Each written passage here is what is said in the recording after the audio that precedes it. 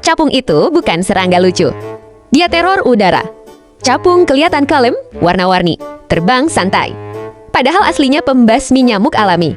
Dalam sehari, satu capung bisa ngabisin ratusan nyamuk.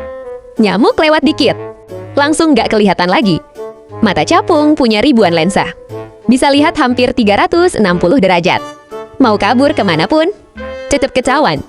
Terbangnya nggak normal. Maju, mundur, belok tajam, bahkan diam di udara.